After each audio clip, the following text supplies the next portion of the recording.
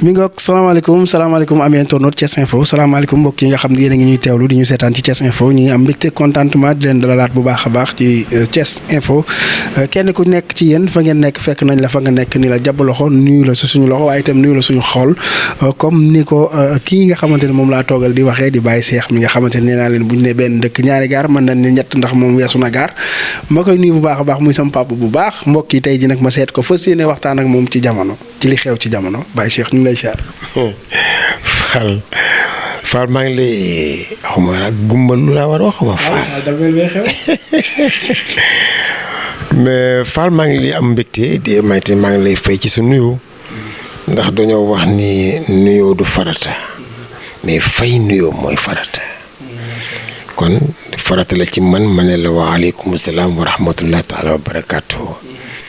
di nuyu it ñi nga xamante ni ñoo ngi seetaan rawatina internet Thiès Info ñoom itam farata la ci ñoom ci seen salon yi nu nekk ci seen néeg yi nu nekk wala boog ci oto bi nga nekk nga fay ma nga delloo ma fay ma sama nuyoo. kon yëg naa ni fay ngeen ma di am mbégte nag di dajawaat ak yow.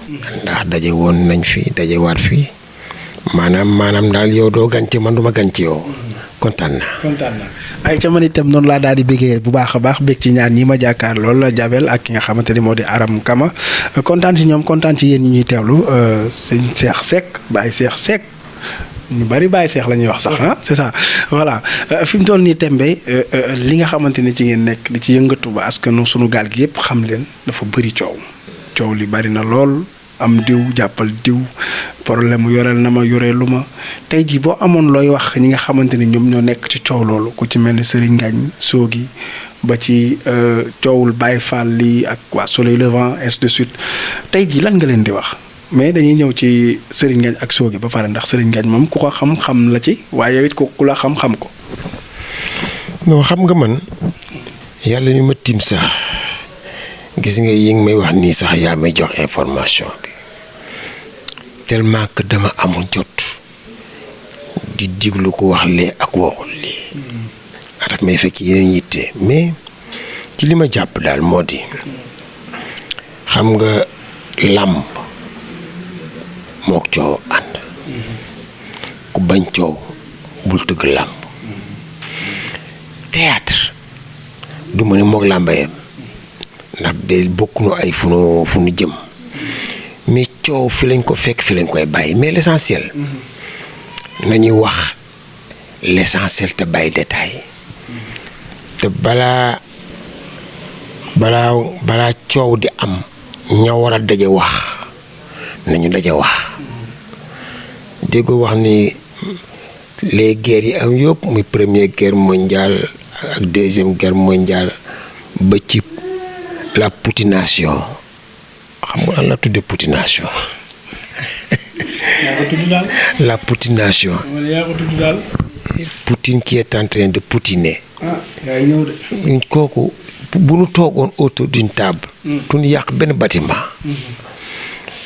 femmes yi ciy dee jigéenu wërilu yi ciy dee les enfants yiy dee ci la poutination mais kon kenn du ci dee mais dañuy gaañ ba pare dañuy rey ba pare yàq ba pare ñu lañ leen toog réunion c'est pour dire que ni coow àdduna mook coow ànd mais l'essentiel que ñi nga xamante ni ñooy doomu aadama di ay nit ñi di ay borom xel quand une situation se pose nanu am xelum lañ ko toog waxtaanee ko macha allah ba nga xam ni ñi mu concerné wul ne ci mbedd mi bala nuy jot coow ñoom coow la ñuy jot mu nga mel ne xaj bu ngànk yax day dox ak moo yax bi day wër ak moom rek kon ñi nga xam ne sax coow li concerné wu leen dañu koy téye di ko taawil maanaam di ca wax et puis di ko yokk dañu koy taawil di ko yokk di ko greffé ba day toll benn moment boo xam ni danga naan waaye léegi ana dëgg. Voilà, c'est ça. moo tax sama sëriñ ba sëriñ Cheikh Ahmed Tidiane Sy Al Maktoum ni coow bari dëgg réer macha allah yow yaa ngi ci biir mbetteel di fa def liggéey bu am solo macha allah ndax dañ leen dul fay wala ndax waa ji ndax nee na dañ leen di jox Sogui li mu wax mooy avance lañ joxe la ca des mënatu caa jot mu waa ji di ko def nii ay njuuj njaat ainsi de suite ndax mbir mi noonu la demee wala ndax yow yaa yox acteur nga ci biir mbetteel. xam nga Damel soo gisee sama posture sama taxawaay. coo yooyu nga may wax man digluwuma ko. yàlla bi ma ti wallahi wal quran ba ca des Serigne Ngagne jàmbaar la. Serigne Ngagne sama élève la. waaye sama nawle la. jàmbaar la ndaanaan la. jàmbaar la ndax am na benn moment bu difficile dans sa vie daa jóg dem wuti daa jóg dem taxawal. bi mu taxawalee mu tàllal loxoom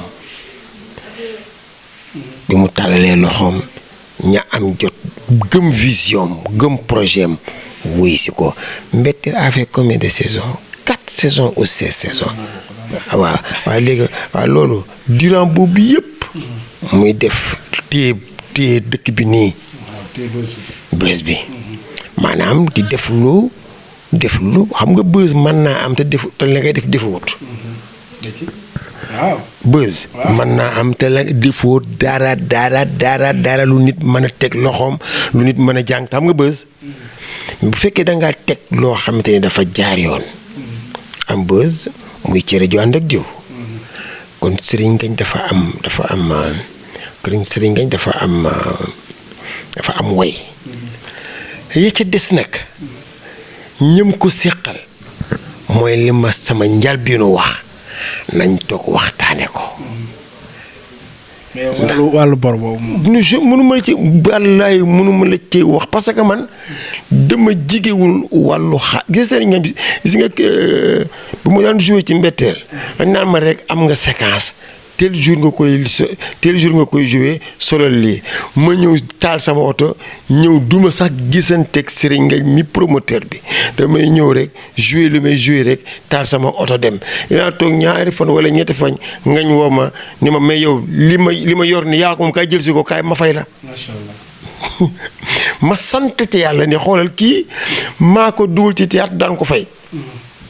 léegi mooy produire di ma fay mais loolu sama mbégteel la. te fay bi mi ngi doon jaar yoon nag. mais oui non ci li ma seq ak moom mais par rapport aux autres lijjantiwuma ko mais li ma gëm nag moo di saison yi fi jaar ba nekk 4 nga koy jëflante ak ay nit te kenn mësul gën ci journaux yi nii ameel nga ma dërëm ça veut dire que mu ngay jaar yoon donc quel que soit alpha man lu ci mënti am ci sama expérience lu mënti am ci groupe nañ ko toog waxtaane ko ña ko war a waxtaane nañu ko waxtaane suñu ko waxtaanee rek gis solution.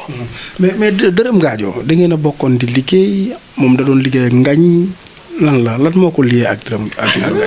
Dërëm Gadio c'est un comédien ndaanaan la sama doom sax la man naa wax la man wax nii et puis man naw loo ko trop ci li muy def moom man lool ci digganteem ak Serigne Ngagne ci diggante boo xamante ne bu yàgg la. am na lu dox seen diggante lu rafet. Dërëm Gadio am na jamono yoo xam ne sax boo danga naan kër Serigne Ngagne la dëkk. ñuy ànd di liggéey di sottante ay xalaat mu am fu mu féete Ngagne am fu mu ko féete. donc ni Ngagne créé Mbetteel tàllal loxo. ci la ko soxlaa di ko liggéeyloo di ko fay. le fait que mu jóg défendre Sogui ginnaaw wax yi nga xamante ni moom la daam wax est-ce que loolu noo ko gisee. noo xam nga man précipitation bëgguma ko quand une situation se pose bu mbir amee daal bala ngaa jël position demal xool le principal intéressé bu fekkee da nga bëgg a xam nga ne quoi man li may dégg mu ne la li ngay dégg lii la ak lii yow nga am information ci li nga dégg walla ci liñ la wax. waaw parce que moom nee na carrément kii daam maîtriser wul situation bi. man je ne rentre pas dans les détails. muy gërëm muy daam muy Serigne Ngagne man loolu intéressé wu ma xam lu ma intéressé procédure pour résoudre un problème man looloo ma intéressé diwa am dëgg diwa amee la diw la ñu fay luñ diw ak desel nañ ko man loolu duma ci wax du sama ressort parce que maîtriser wu ma ko mais je parle dans un cadre général je parle avec de l'expérience ma ni sama dund daal ci li ma gisee àdduna bu problème amee li nga xamante ni ñoo am les tenants et les aboutissants nañ toog waxtaan mais man maag est-ce que yaakaar yow bul yaakaar ne maag Serigne Ngagne du ñu amee problème ay waay ngeen mais non dañ ni am problème ba poñante te xam naa ne bu fa journaliste romboon da koy bind benn anecdote te laa lay nettali maak moom ñoo dem ànd Fès dem ziar ji Cheikh Ahmed Tidiane Chérif bokk avion bokk dem bokk néeg bokk hôtel ci biir jamono jooju ñu xuloo ci biir ziar bi ci suñu chambre xuloo bu tar ci benn affaire rek ci ay affaire ci nii laa ko gisee waroo ko defee nii bi nu wàccee ci xuloo bi tàmbalee ci kaw ban wàcc ci restaurant bi nit ñi mi yow ñi ñaar ñi bàyyi la si ba Cheikh ak nga la di nu waxante ci du waxante mais waxante wu lu ñaaw nag waxante wu lu ñaaw waaw mais nu àndaat ci biir loolu takat bi ni waat xam fu nu jëm ñu ngi jëm ci réew de Cheikh Ahmed Tidiane Chérif radiyallahu ta'ala anhu ñu dem ànd dem def suñu ziar maa ngi moom wasifa julli fa gee àndaat ñëw di waxtaan yore suñu jus de fruits di naan gars yi benn waa ñu ni si yéen ñaar ñii da nga noo yëpp xam nga loolu mooy lan ñoom la lañ doon wax concerné wu leen te ba noo demee maa ngi moom trouvé nañ d'entente par rapport à li tax voilà ça veut dire moo tax gis nga wax amul solo. dërëm moom li tax mu wax nee na soogi da ko woon jooy maa ngi ñëw bàyyi daam ku jege Serigne Ngagne la ku ko mënal la ku ko déggal la mais le fait que dërëm gaajo ànd na am na fu mu jaar ak Serigne Ngagne ci relation jaaru ko fa ak daam kon ku ci nekk ci ñoom ñaar xam nga Serigne Ngagne jigéen nga Serigne Ngagne kon dërëm bu ne daam maîtriser wul situation bi am peut-être kon mën na am ça l'engage loolu wax noonu ça n'engage que dërëm ce que dërëm a dit ça n'engage que lui mais su ma leen di conseiller dama leen daj leen ngeen waxtaan. moo gën a gaaw surtout moo gën a gaaw ndax dërëm nee na kàddu gi ko wax loo mooy soogi da ko woo daanaka di jooy ndax li ko sawaay ni ko da ngay li nga def nii c'est juste pour yalwaan ainsi de suite xam nga loolu tamit. xam nga waxante daal waxante baaxul te jamono ji dafa toll ci wax l'essentiel daf na bàyyi détails daf ñuy tardeel xaru tabaski ma dégg ñu ne Serigne Ngagne da koy joxe. yaa waaw dëgg la de waaw loolu moom mën naa na ko limal ñu bu ko yàlla defalee mu yor bu tabaski jotee am na ñu mooy am na ñoo xamante ne ñu néew doole lañu ci ay artistes yi ànd ak moom di liggéey mu yeewal leen xari tabaski te loolu su koy Serigne Ngagne di def tegu ko ci production ndax je connais son cœur loolu def na ko defaat na ko maye xari tabaski ak jël artiste yóbbu ko faj ko def ci xaalisam te xaaru ci kenn kooku saa si Ngagne ba tey ñu ngi ci mbetteel fu mu toll. kooku nag danga koy laaj Ngagne. mais bu daam demee ba mën cee wax keneen ak keneen di ci wax yow. nga cee mën a wax ni daal mbetteel saison 4 bi jeex na Ngagne am na yéene def la saison 5. am na ci benn télé bu nekk fi mu toll. loolu moom moo ko mën a répondre. foo muy jaar ak télé bay diffusé ak ñu ay sponsor ak moom moo xam man xam nan laa ci xama su ma ci soxlaa woo ma par rapport à mon temps la mu bëgg ma defal ko ko ndax loolu laa seq ak moom su ma ko soxlaa day bàyyi lépp ñu wuy si ma def mais la ca des nag moom dëgg nag moo ko maîtriser moo ci mën a wax. léegi lan ngay conseiller ñi nga xam ne ñooy jóg di ko attaqué. ñàkk waxtaan. ku daan nekkal di liggéey ak moom. lépp di rafet.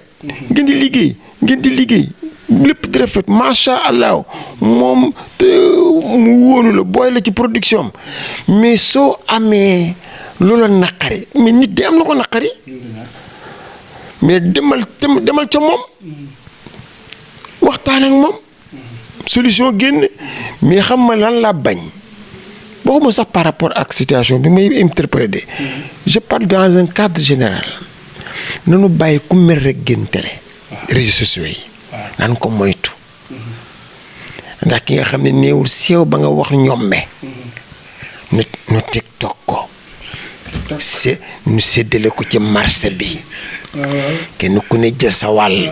TikTok mooy séddale ci marché bi. waaw nu séddale ko ci marché bi ay saam réseau bu ne teeb bi ak na mu gisee loola na nga waxe loolu musiba loolu dafay loolu da ngay potiner rek. bàyyil Poutine. kan. bàyyil Poutine. Poutine bàyyi ñi muy rey te defuñu dara. baax na yaa ko fi tudd de man ba léegi tuddaguma ko fi. kuy potiner daal yaa ngi koy tudd may sëgg nga koy. il ne faut pas potiner. jàmm. nit ki. war na àttu man j'ai des problèmes. waaw. li ma yor ci problème ak nit. nu seq ko. ci la yoreel xaalis. bon mën a ne xaalis mën a nekk autre chose ndax xaalis rek du problème y a autre chose mais loolu su fekkoon saa yi mu amee problème génn ci réseau wala yow nii ne la j'ai un problème diw karankan mais loolu da ngay doyee di il faut savoir aller vers l'essentiel et parler en responsable et parler avec les responsables avant de sortir dans les réseaux sociaux di wax sa feebar wala loo joti diw wala luñ la def. waaw mais bu fekkee yéen ñi ngi àndaloon di liggéey comme maa yow ñu ànd di liggéey au début du commencement nekk ci sonn ci ba nga am xëy na loo xamante ni yàlla wërsëgal moo ko ma ñëw diis la sama soxla. muy feebar wala problème nga tànkam lu ma diisaat la ko nga tànkam lu ma soo ma yoree la xaalis am naa droit wax ko am naa droit tamit taxaw ci télé bi nii diw kat damaa feebar wax ko faju ma. déedéet non xam nga li ngay wax nii. mooy mujj. maanaam mooy dem ba amatu solution. kon boo sësee. waaw daa ko bu la neexee. yaakaar nañu loolu mooy résoudre problème bi mais pour man ce n'est pas une solution au problème. pour man xëy na peut-être ñoom yaakaar nañu loolu mooy solution. Baye Fall de problème moom résoudre na bi mu génnee. non est-ce que xam nga non man tout ça là que muy Baye Fallo que muy Mor Khoudia Fatima que muy Ndey Ku man li ma gëm laa lay wax moo di man sama problème ak yow wala sama problème ak n'importe quel comédien bala maa dem di ko wax ci réseaux sociaux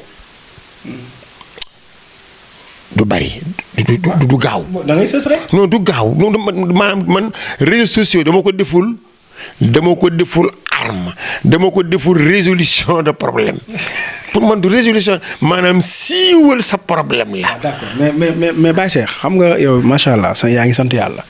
comprendre nga comme yeneen artistes yi aussi xam nañ peut-être dañuy jouer théâtre parce que dañoo am ay talent mais am na leneen lu ñu jàpp mais ku ci mel ni koo xamante ni peut-être amoo ci loo jàpp théâtre rek nga yaakaar jouer ba dara desul lu dul jot sa xaalis jotoo ci loolu tamit neexul. mais non quand tu prends l'engagement muy n'importe qui ki ma wax ne waxuma la ay ngañ ak diw la yem ne. boo Baye Fall waxoo. déedéet je te parle dans un cadre général. nit ki soo amee ak moom contrat. moom daa war a respecter contrat bi jëfal la yow nga respecter contrat bi fay ko leneen loo xamante ni nit ki am na ko dem ngeen ba à un moment donné jamono njett la production daa metti moom yow nekkagoo ci posture ni man duma fay mais xëy na am nga loola gàllankoor mais toog leen waxtaanee ko. c'est tout.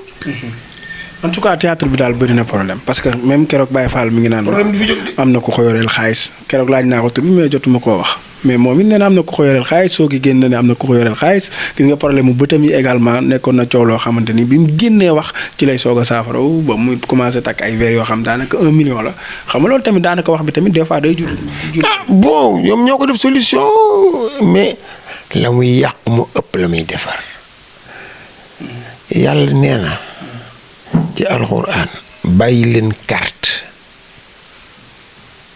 axwaana de bàyyi leen carte mais su ngeen carte gagné 14 millions ci carte gi yàlla nee na 14 millions yooyu yaa ngi ciy réglé des problèmes de ndax xaalis la mais la mu lay yàqal moo ëpp lim lay defal. da nga gis ni Baye Fall da doon carte kon le fait que mu génn wax. non wax yow ma foofu. bu ak may dégg nag yow itam nag boobu soo bëggee nuy déggante da nga ñuy dégg ne yow ma da doon carte dama ni li ngay wax ci réseaux sociaux yi ba sa problème réglé. waaw noonu la def de. waaw da may déglu ba da may déglu da may déglu nag de baa ma bàyyi. mais doo bàyyi de. non parce que li may wax. léegi commencé léegi. non li may wax. dafa war a jariñ li may déglu.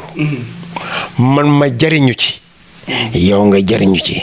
néew ma Baye Fall da doon carte dama laa jox exemple ni la le fait de sortir wax lu jëm ci nit te la muy jëflante ak yow la ngay génn ci réseaux sociaux yi wax ko weer ko xëy na bu ci sa problème réglé woo la muy yàq moo ëpp loolu laa la bëgg expliquer rek. waaw d'accord nangu naa mais xam nga da ngaa wax baatu carte la nga cee am. est-ce que exemple la woon. waaw exemple la foofu exemple la woon rek. faire exemple la woon rek. waaw d'accord keroog ñu gis la ci stade bi te Serigne Ngagne génn na wax ni stade bi gars yi invité wuñu artistes yi ba tey ci Serigne Ngagne nag moom daa mel ni sa waa ji taay daa am lu mu diwoo de. mais non. non Ngagne xam nga. il faut le comprendre. Ngagne est entier. Ngagne li mu sentir lay wax. Ngagne ne triche pas hein. Ngagne il ne triche pas de je le défends pas. léeg-léeg dañuy waroo ci ay xalaat. dañuy waroo ci doxalin. mu téye fii ma téye fee taal sama oto dem. mu taal otom dem. ba ñu daje mu ne ma wax nga dëgg ah. mu nangu léeg-léeg maa ñëw ne ko jàmbaar wax nga dëgg. d'accord léegi ma dikkaat. pour ni la kon. il a sa vision. Ngagne dafa am sensibilité am. dafa am nu muy gisee une situation. ba tax na par rapport ak li ngay wax ni. génn na ko. sorti boom def mi il a porté une robe d'avocat pour tous les artistes comédiens. ndax dafa ni lii xew ca stade ba président woote ko ñun artistes comédiens yi dañ noo bot di teg fële il a raison. voilà. il a raison. ak kon kooku. da ngay man dudul apprécier ko ci constat boo mu def. il a nag sa manière de parler. Ngagne ay bagaasam bu koy génne moom ni mu mel noonu la koy génnee bokkut ak Cheikh Seck man ni may génne say bagaas déedéet voilà. te moom wax na loolu pour défendre artistes yi yow en tant que artiste yaa ngi fa woon ba photo wu sax ak kii nu mu tuddati. Infantino. voilà. xam naa su ma nee sama xarit sax da ngay. xarit la. waaw bien sûr. mais man pourquoi ma dem stade. waaw moom laa lay laaj. déw may stade en tant que comédien. ok. président de la République notre président de la République. monsieur Macky Sall. tabax benn stade. tout neuf. ci en 17 mois te mu waroon ko tabax ci en 2 ans. ni stade bi yéen Sénégalais yi yéen a ko moom. tey laa koy inauguré. man en tant que citoyen sénégalais. bëgg ci sama président. kontaan ci sama président ci li mu réalisé. ni bruit ni tintamarre. ñëw wa fas yéene koo won ma ne maa ngi dund di duma ko manqué. waaw mais bu ñu invité wut artistes yi te nga. déedéet man tuba yow yaa man wax maa yëf invitation man dama caaxaarul kenn man maay taal sama oto dem ca stade ba ngir présenter wu en tant que artiste comme en tant que citoyen mais ba ma nee tëll ci stade ba jàpp nañ ma ñaari étiquette ba fu ma jàll ñaa ma bismillah jàpp nañ ma citoyen jàpp nañ ma artiste comédien ku liggéey ci dëkk bi ku def ci dëkk bi participer naa ci réew mi à la construction de ce pays de par l'art en général et le théâtre en particulier loolu yàlla moo ma ko defal ma ci sant suñu borom ba keroog man ba ma teewee am na ñoo xam ni teew naa point. mais bu ñu leen invité woon ngeen presté nag ca lay dàqee. mais non ngañ kaas na ko kooku du ma ci dellu si ngañ lañ ca war wax yëpp moom sol na robe avocat boo xamante ni robe boobu képp kuy artiste comédien rek ngañ solal naa ko. macha allah léegi fi ñuy ndar keppe mbir mi mooy ci coow yi nga xamante ni ñu ngi koy gis. te gis nga dama day yokk gis nga Infantino. waaw yaa ngi ci Infantino tey. dama ne woon ni la. waaw Poutine moom bu ko tudd del tudd Infantino. d'accord non Infantino. bi ma ñëwee di ñëw garde corps gisul Ablaye gisul Macky Sall. photo woon ak moom moo gën a yomb gis Infantino. la ma traversé ci ay gendarme. est-ce que. ay homme de ay mais ni comme jéggum siraat mais la ma may xamal moo ko may. ci kàttanu yàlla moo ma fayal loola. ci maanaam li may liggéey ci réew mi ci wàllu aar. alhamdulilah yàlla ma ci gis sama bopp. et Cheikh Seck amul problème ma ñëw Infantino ni ma mais vous êtes bien habillé. ok. ma ne ko monsieur Infantino je suis très content de votre discours. Vous avez parlé avec le cœur. mu ne ma ah bon oui vous avez parfaitement raison mais toi tu es intéressant. Ouais. mais je vous êtes bien habillé ma ne ko je vais vous donner ça sous forme de cadeau ki mu àndaloon nekk Sénégalais xam naa moom moo nekkoon ki ñu ko booleel. moo ma présenté. mu ne ma j'aime bien le théâtre ma ne ko je suis en train de préparer un film pour la FIFA. mu ne ma c'est important c'est intéressant ça mais celui-là il est intéressant. après on a nu waxtaan ma dur ko ay anecdote mu reetaan.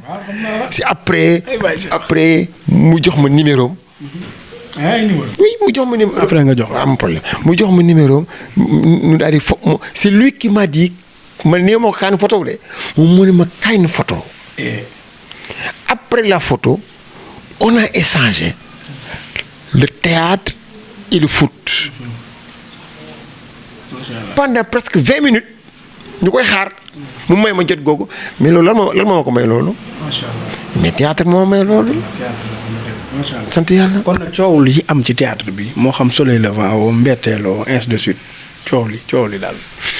coow du ñàkk ay nit bu nu nekkee bokkuñu fu nu yaroo bokkuñu gis-gis mais coow foog mu am c'est comme un couple mais coow li fan la war a yem.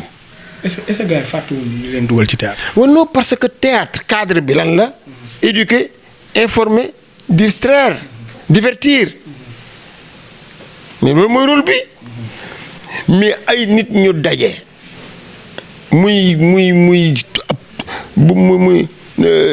war a àndandoo def dara mu jur dara hein ci biir daara ji. waaw. mais ñooñu nit bu nu amul mais vision yëpp mënul nekk benn mais seen objectif benn lay doon nanu def ànd quelles que soient nos divergences nanu ànd def dara ndax mu jur dara lu baax. donc les troupes boo ko xoolee yooyu yëpp ay cadre la yoo xamante ni ñoom dañoo war a dundal théâtre dañoo war a won ni cadre bi cadre la bu propice pour jàngale cadre la bu propice pour lutter contre le stress surtout jamono ji. macha allah mën nañu ndar képp foofu ñu dugg ci TikTok bi gone yu bari dañ fay dugg di wut buzz moo taxit chaque jour nga dégg faatu na lan nga may wax ci loolu. ah lu mu ci wax mais attends xam naa daal réseaux sociaux ay ñoom TikTok bi mu xewee yàggul. bi mu xewee yooyu yëpp bi mu xewee yàggul. tubaab bi daf ko créé ñun créé wuñ ko mu jox nu ko muy un outil boo xamante ni mën nga cee jaare liggéey mu jural la am koom mën nga cee jaare nag yàqule ndax dafa lay def loolu bokkut ak sa culture tew coow sax jigul bant waxuma la ak nit kon ñu nanu d'abord ñu nanu xam jumtukaay yooyu nan lañ ko mën a employer à bon escient ba mu jural lu baax mooy YouTube ak Instagram ak TikTok ak TikTok di am sax léegi TikTok ak TokTik yooyu yëpp c'est des outils bala nga lu continuer bala nga ko caa def dara na nga xool li ngay def lan la mooy yaramu ne waaw kuy TikTok sa yaramu neen ni man nii laa mel ñëpp a xam sa ndey ak sa baay te ngay doomu jullit kon yow kooku bokkutu yaa xar mi nu yeew ci kër gi xar mi sax moo la ëpp sax léegi waaso moo la ëpp personnalité kon nañu xoolaat sunu bopp xoolaat li nu moom xool xam ñi ñuy xaar fan lañ doy xaaree qu'est-ce qu'on attend de nous qu'est-ce que nous devons lan lañu war a jox askan wi ci lu leen di jëriñ te nga yàlla simpile ci nit ñi jox lu tur ba boo rombee nu tudd sa tur ñépp xam la te xamoo kenn yow nga bëgg jël boobu yat di ko dóor nit ñi ci doxale noo xamante ni baaxul dangaa réere sa bopp même tubaab bi créé yoolu sax bu gisee ngay def loolu ci TikTok bi tactique bi moom tubaab bi sax day jaaxle mi kii ki nit la parce que ñoom créé woon loolu pour loolu lekk ak fii maanaam di lekk fii lekkin muy bon def yaramu neen wane sa bopp di ci wax lu waxu wut gudd fan yàlla ko yor de waaye xam naa wax daal jigu sax bant wax ma la ak nit. macha allah am na solo ñu tëjee ko ci projet yi koor gi lan la ñuy xaar ci. waaw Baye Cheikh ak njabootam ñu ngi ci suñu 7e saison man naa am nu def ko ndax koor gi dooni dama koy def danga naan bëgg naa koo def parce que xaalisu sponsor mooy tax nga def ko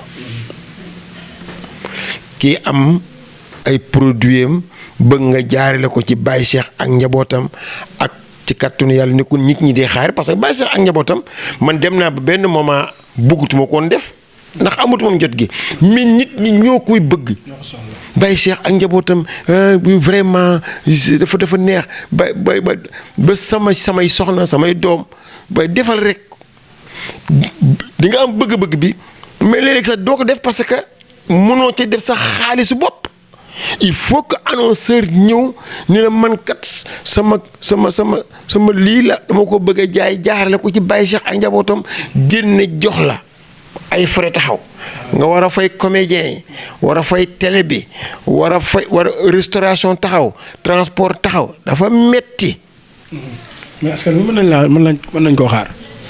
am naa ci yéene de. d'accord te nga bàyyi. su ma nee waaw koor gi ko tàmbaleeg jàmm yal na ci yàlla yóbbu jàmm ba jeex gisuñu moo ne waxoon na ko ci Stéphane dina ko def de bëgg naa ko def waaye nag maa ngi koy dox ngir am ñu ma ko defandool mooy annonceurs yi ak télé bu ma ko teg. macha allah am na solo am na solo. mais maa ngi ci xanaa yéen ñi seetaan ngeen ñaanal ma ci yàlla jàmm ma tombi ceeg koo xamante ni bëgg na li may def gëm na li may def ba ma man cee jaarale ay produits. waaw boo ci mbëkkeewul rek jàmm moom. mbëkk doo ko bàyyi. ni nga def jëmb gisoo. waaw sama loxo bi soo baaraam bi dootul lemoo. mënuma ci dóor kenn. baaraam bi day metti ndax ndoxum siti mi. léegi bopp dong laa des. mais jëmb ni nga ko def ñaari bu ndax wax na ma ko. waaw xam nga mëgay.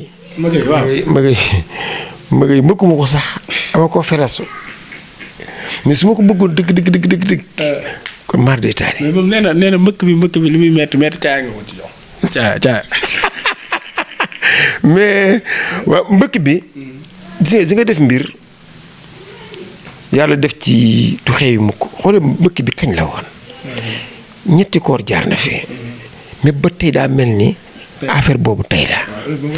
waaw te léeg-léeg ma lekk ci wërsëg boo xamante ni du sax jógu ci réew mi. ci mbëkk bi benn waaye daf ma woote États-Unis ni ma grand Cheikh di ree di ma ne ko yu xaw ma yow de xaw ma kan nga waaye ko neex deret nga mën ma noo grand sa tur dëgg-dëgg lan la ma ne ko Cheikh Seck mu ne ma maa ngi lay envoyé 100 000 francs. ci mbëkk bi. ma ne ko waa mais yow tu généreux mu ne ma noo déedéet yow man sama stress yaa koy dindi su ma liggéeyee ba wàcc su ma amee problème sa mbëkk bi lay seetaan maa ngi lay wooyee ba Atlanta xoolal loolu. est-ce que macha allah am na solo. ba nga ko mbëkkee kañ ba ma mbëkkee waa ji kañ la. waaw te moom it jëmb. mëgay daf may woo ni ma est-ce que doo ma mbëkkaat benn façon mbëkkaat ma nga mu ne ma li ma ciy lekk ci xaalis kenn xamul nu mu toll. mbëkk bi am na solo. ça veut dire quoi booy defal loo xamante ne. nit ñi dinañ ko jël. maanaam dina neex nit ñi daal day neex nit ñi. waaw et puis xaaruñu ci woon lenn dañ koo def rek par comédie. mais faf rek mu am mu daje ak am yàlla def ci yàlla aussi def ci barke. ndax koor googu yàlla moo ci def barke muy koor goo xamante ni day mel ni rek sama tabaski ba ak Diop Fall. du xewi mukk.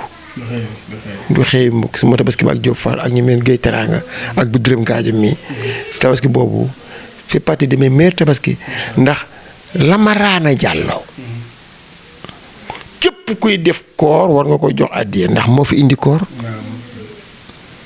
waaye man ci kattanu yàlla maa fi indi waajal tabaski. war nañ laa jox ay xar. waaw maa fi waajal tabaski c'est moi qui l'ai maa ko inspiré wu def ko une année après nit ñi commencé di ko def mais loolu la aar di jariñ réfléchir pour les autres waaye yàlla buñ ci gis suñu bopp nag. amin ñu bàyyi la rek nga joxe kàddu gu mujj gi ci théâtre bi. bon gën ma naan ci théâtre bi ci émission bi. waaw ci théâtre bi non ci théâtre bi ça veut dire que ci théâtre jumoo sax. théâtre bi actuellement nii liggéey naa xam naa ne xam nga ko sax Héritage sans testament muy une pièce en français tournée par 4 personnes. def naa première bi. yaa nga fa woon. bën fa jógee ba tey toogunu on a fait Douta Seck on a fait Ziguinchor incha allahu après koor gi on va faire le centre culturel français war nañoo dem Kaolack maanaam on doit faire le tour du Sénégal kon am na sax ci loo xam ni da ngay bañ cet dugg ci da nga koy bàyyi noonu rek mais donc Héritage sans testament beneen facette la woon leneen la woon laa bëggoon a wone muy loo xamante ni bi ñu ko tegee ci plateau bi fii à Thiès yóbbu ko Douta Seck ay ndaanaan toog fa ñoomin Pape Faye quand ils ont regardé la pièce dañ ne ma Cheikh macha allah ndax ña fa nekkoon ci ay ndaanaan bari na te gis ko ñi ko gisoon Douta Seck looloo ñu yóbboon Ziguinchor ci benn festival bu ñu invité am na beneen festival bu ñu invité hors du Sénégal bu yàlla may après koor gi waaw incha allah muy Héritage sans testament ba ca des moo di bërki dem tey jii RTS mu ngi publicité benn bande annonce bu tudd xale bi 25 épisodes la maa ngi ko tourné en collaboration avec la fondation Sonatel ci lan bi may daan jàngale instruction civique ak éducation morale loolu laa filmé loolu laa tourné maanaam l'éducation morale et civique en image avec nag des thèmes yoo xamante ni day nekk série boo xamante ni xale yi danañ am seen série bopp. mën cee jàng kooku mu ngi tudd xale bi RTS lay jàll bande annonce bi commencé naa daw incha allah bi diffusion bi bientôt ak yeneeni projet yoo xamante ni moom moo fekk nii mu koy bind sur les violences faites aux femmes maa ngi koy bind.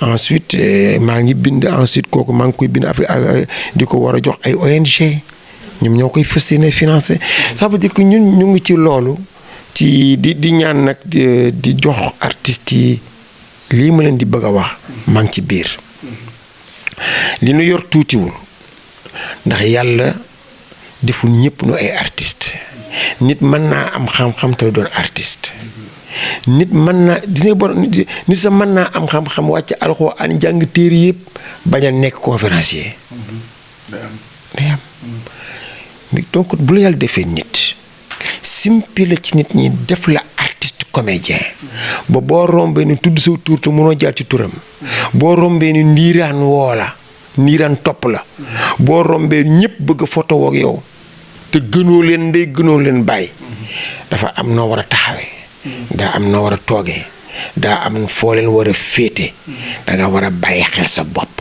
royukaay nga kon yéen artistes yi ay royukaay ngeen vous êtes des ambassadeurs te ambassadeur bu ko Macky Sall fale yóbbu États-Unis kenn lu xool ambassadeur bi di ko gis tu regardes l'ambassadeur et tu vois le président l'ambassadeur à travers la personne ci ka ko fa nekkal waa ambassadeur boobu bu demee ca marché ba di fa xeex ku am gàcce Macky Sall. Vous êtes des ambassadeurs. Vous avez un métier noble. L'art en général, le théâtre en particulier. C'est un moment, c'est un moyen de faire votre vie. Je refuse toujours. Et je continue toujours à le refuser. L'art ne nourrit pas son homme. C'est pas faux. C'est faux, autant pour moi. C'est faux, archi faux. L'art nourrit bel et bien son homme. Organisez-vous et vivez de votre art. macha allah am na solo jërëjëf kontaan nañ ci macha allah kontaanati nañ comme ni ñu koy waxee saa su nekk waaye itam béggati nañ ci moom mi nga xamante ne moo di Baye Cheikh jàngalekat la xamlekat la waaye itam saa soo fi dikkee mu yëkkatiwaat ay kàddu yu am solo jagleel ko askan bi comme ni mu ko waxee woon ca njëlbeen ma jariñu ci artistes yi jariñu ci mu jariñu ci ñii ñuy seetaan jariñu ci mu nekk également lu am solo may sant bu baax a baax tey gërëm Faye création couture moom moo jaar fii ci verte bi macha allah ma koy jaajëfal bu baax a baax di ko jox wàcc waayam di ko kontaane di kontaan ci képp koo xamante ne rek yaa ngi ñuy teewlu ci Thiès Info siyaar sama ñaari jàmbaar yi ma jàkkaarlool Jabel ak Aram Kama kontaan naa ci yéen kontaan ci ami internet Thiès Info jàmm ak salaam mbokk yi kon Baye Cheikh yàlla na ko yàlla def ci askanu sunu gaal def ko ci yéen artistes yi nag def ko ci yow Baye Cheikh def ko ci man mii seen mbokk seen xarit Fall Damel sëtu Bour Sine Baye Serigne Saliou jërëjëf